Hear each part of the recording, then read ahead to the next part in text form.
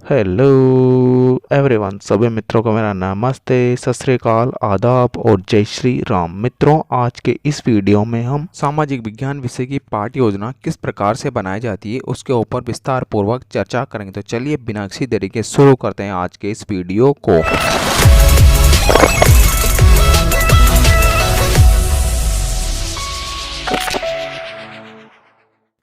मित्रों, सबसे पहले जो आपकी दैनिक पाठ्य योजना डायरी है उसके ऊपर ही ऊपर आपको पाठ्य योजना का क्रमांक लगा लेना, जो भी आपकी पाठ्य योजना का क्रमांक है।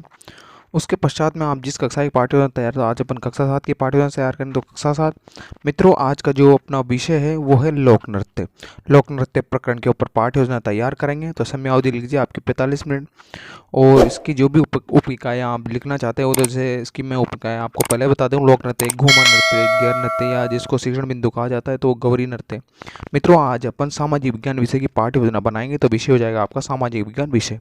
नेक्स्ट हेडिंग निकल के आती है आपके उद्देश्य। तो यह शिक्षण के उद्देश्य, तो शिक्षण के उद्देश्य के अंदर आपको 3 कॉलम बनाने हैं। उद्देश्य, विशिष्टीकरण और अपेक्षित व्यवहारगत परिवर्तन। इस प्रकार से 3 कॉलम तैयार करें। तीनों कॉलम लिखने के पश्चात में जो शिक्षण का उद्देश्य वाला कॉलम है उसके अंदर आपको पहला शिक्षण का उद्देश्य लें, ज्ञानात्मक शिक्षण उद्देश्य के अंदर आपको जो विशिष्टीकरण उसके अंदर प्रत्याशमन लिखेंगे। विद्यार्थी लोक नृत्य से संबंधित घूमर नृत्य, गैर नृत्य के बारे में प्रत्याशमन कर सकेंगे एवं प्रत्याभिज्ञान कर सकेंगे। द्वितीय जो शिक्षण का उद्देश्य आता है वो अवबोध के अंदर लिखेंगे, समझ विकसित कर सकेंगे। विद्यार्थी लोक नृत्य प्रकरण से संबंधित तथ्यों, घूमर नृत्य आदि के बारे में समझ विकसित कर सकेंगे और उनके बारे में व्याख्या कर सकेंगे या तुलना या अंतर कर सकेंगे। तो इस प्रकार से ये हो जाएगा आपका द्वितीय शिक्षण का उद्देश्य हो जाएगा। इसके पश्चात जो नेक्स्ट लिखेंगे आप तृतीय जो शिक्षण का उद्देश्य आता है, यहाँ से आपको देखिए समझ कर लेंगे, विकसित और व्याख्या के अंदर ये वाली चीज़ लिख लें। तृतीय जो शिक्षण का उद्देश्य आता है, पहला जाए ज्ञानात्मक, द्वितीय होता है अवबोध और तृतीय होता है ज्ञानोपयोग। तो ज्ञानोपयोग में आप लिखें दैनिक जीवन में उपयोग कर सकेंगे विद्यार्थी और तर्क वितर्क कर सकेंगे। चौथा आता है कौशल, पांचवा आता है अभिरुचि और छठवा आता है अभिवृत्ति। तो इस प्रकार से आपको जो 6 के शिक्षण के उद्देश्य है, इन 6 के शिक्षण के उद्देश्य के अंदर अपेक्षित जो संभावित व्यवहारगत परिवर्तन है उसको आप ध्यानपूर्वक लिख लीजिए। इसके पश्चात में जो नेक्स्ट स्टडी निकल के आती है आपकी वो है शिक्षण सहायक सामग्री, जिसको उद्बोधन सामग्री भी कहा जाता है। शिक्षण सहायक सामग्री तात्पर्य है कि छात्र, अध्यापक अथवा शिक्षक द्वारा जब बच्चों को शिक्षण करवाया जा रहा है तो शिक्षण कराते समय जो सामग्री उनके शिक्षण में सहायता प्रदान करती है वो सारी शिक्षण सामग्री कहलाती है। जैसे चौक हो गया, डस्टर हो गया, श्यामपट्ट हो गया, लपेट पल हो गया, सारी इसके अंतर्गत आ जाएगी। नेक्स्ट हेडिंग हो जाएगी आपकी पूर्व ज्ञान या प्रीवियस नॉलेज। तो पूर्व ज्ञान या प्रीवियस नॉलेज में लिखेंगे विद्यार्थी लोक नृत्य के बारे में सामान्य जानकारी रखते हैं, तो जाएगा आपका पूर्व ज्ञान। नेक्स्ट हेडिंग है आपकी प्रस्तावना प्रश्न, या जिसको प्रश्नात्मक उपकरण या मोटिवेशनल डिवाइस भी कहा जाता है। इसके अंदर आपको 2 कॉलम बनाने, छात्र अध्यापक क्रिया, छात्र क्रिया। मित्रों, इसके अंदर छात्र अध्यापक द्वारा बच्चों से प्रश्न किए जाते हैं और कम से कम उनके द्वारा 4 प्रश्न और अधिक से अधिकतम 6 या 7 प्रश्न उनके द्वारा बच्चों से किए जाते हैं। तो आपको कम से कम बच्चों से 4 प्रश्न करने हैं। और आपको एक बात का ध्यान रखना है, आप जो ये प्रश्न करेंगे ये प्रश्न तार्किकता के क्रम में होने चाहिए। कहने का मतलब एक प्रश्न को दूसरे प्रश्न से जोड़ते हुए आपको बच्चों से ये प्रश्न पूछने हैं, ताकि बच्चे तार्किकता से इन प्रश्नों को आसानी से सीख सके, जो प्रकरण आप पढ़ाना चाह रहे हैं उसके बारे में आसानी से जुड़ सकें। तो इस प्रकार से आपको बच्चों से प्रश्न पूछ लें। मित्रों, मैं आपको बता दूं जो प्रस्तावना प्रश्न होता है आपके पाठ्य योजना सबसे महत्वपूर्ण भाग है। जितना अच्छा आप प्रस्तावना प्रश्न तैयार करेंगे आपकी पाठ्य योजना उतनी अच्छी या उतनी प्रभावपूर्ण निकल के आएगी। तो इस प्रकार से आपको ये प्रस्तावना प्रश्न तैयार कर लेना है। और मित्रों, सबसे ध्यान देने की चीज़ प्रस्तावना प्रश्न के आप जितना ध्यान देंगे आपके पाठ्य योजना उतनी प्रभावपूर्ण बन के आएगी।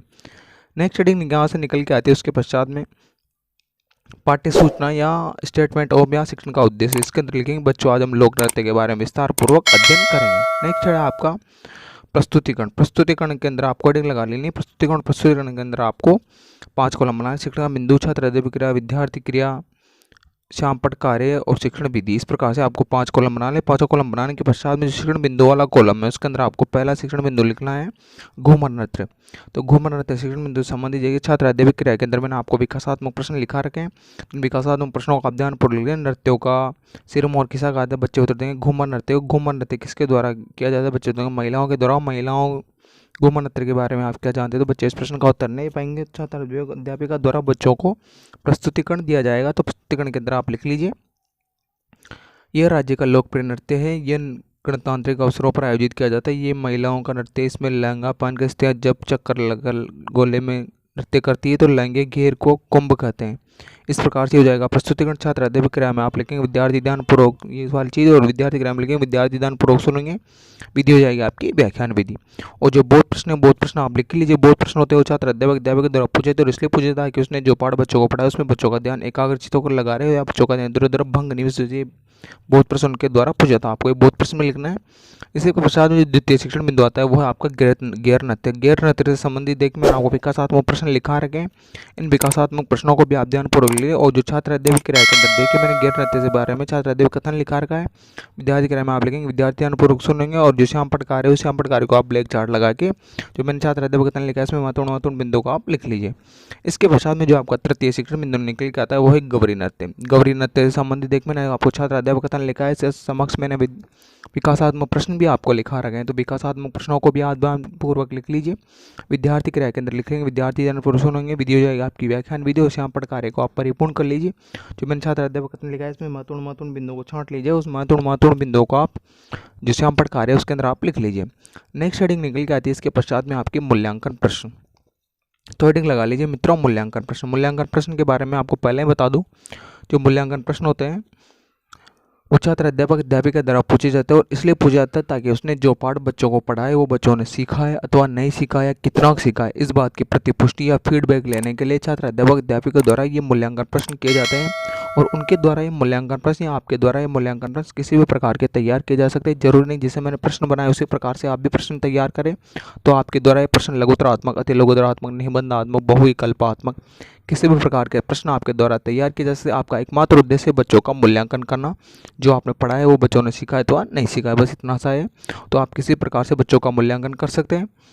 और मित्रों बच्चों का मूल्यांकन करने के पश्चात में आपको अंत के अंदर बच्चों को गृह कार्य देना है। गृह कार्य ऐसा देना है जिस कठिनाई के स्तर से आपने अध्ययन अध्यापन कार्य करवाया है उस अध्ययन अध्यापन कार्य के आधार पर आपको कठिनाई के स्तर के आधार पर बच्चों को गृह कार्य देना, ताकि बच्चे घर पर जाकर आसानी से उस गृह कार्य को कर सकें। आशा करता हूँ कि आपको वीडियो अच्छा लगा होगा, तो प्लीज़ वीडियो को लाइक करें, शेयर करें और चैनल को सब्सक्राइब करना ना भूलें, क्योंकि मित्रों सब्सक्रिप्शन का कोई भी चार्जेस नहीं है, फ्री ऑफ कॉस्ट है। अगर पढ़ाई से संबंधित कोई भी समस्या आ रही है तो प्लीज़ कमेंट बॉक्स में कमेंट छोड़ें ताकि आपकी समस्या का समाधान जल्द से जल्द किया जा सके। Thanks for watching.